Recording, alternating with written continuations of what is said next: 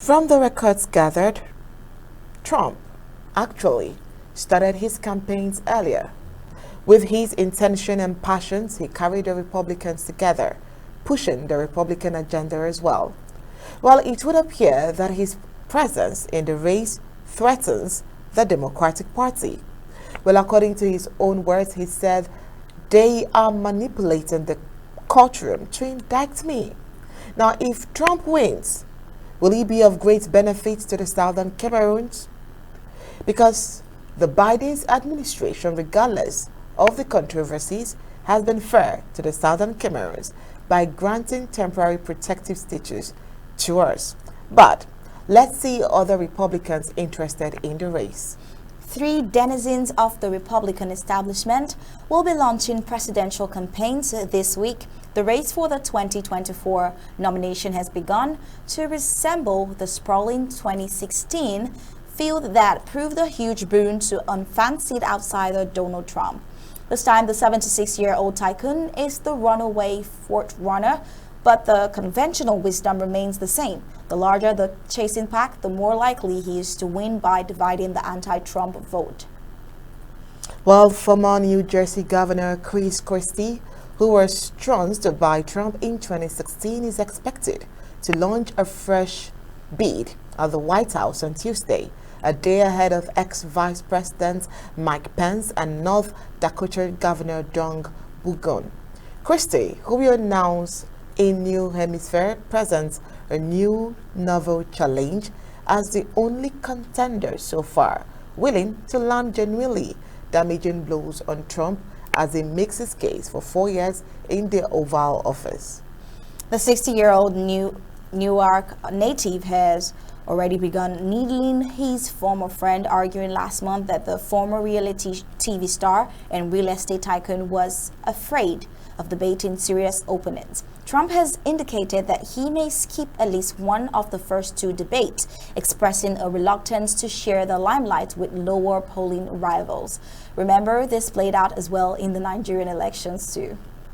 According to Christie, he says, if he really cares about the country, and he says, I have deep questions about that, but if he really cares about the country, then he's going to get up there and he shouldn't be afraid. Well, the former federal prosecutor came in sixth in New Hampshire 7 years ago and eventually endorsed Trump, serving as a key advisor before the pair had a high-profile falling out.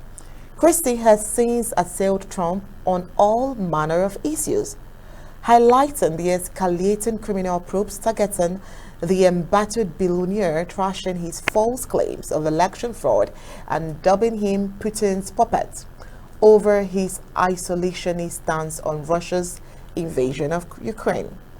Trump revealed that he relishes the chaos of a crowded field when he welcomed his first serious opponent, who is the former South Carolina's Governor Nikki Haley, to the race in February, telling newsmen, "The more, the merrier."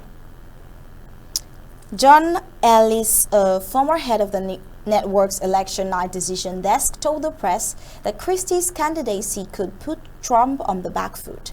He says because he will attack Trump relentlessly, Christie's campaign will get a ton of coverage in the mainstream press, which may help him do well in New Hampshire. By midweek, there will be 10 major candidates in the Republican primary and another 4 also runs, but Trump has a 30-plus point lead over his closest rival, Ron DeSantis, the Florida governor.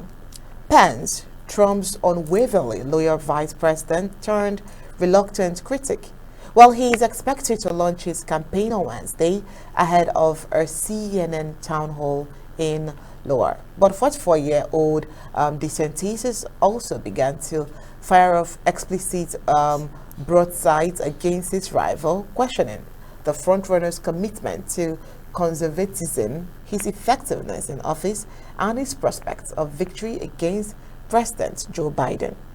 Well, liberals watching the race with a mixture of amusement and horror have been split between those cheering on Trump, believing he will be the easiest one to beat in the general elections, and those who would rather see anyone else prevail, even if it means losing the White House.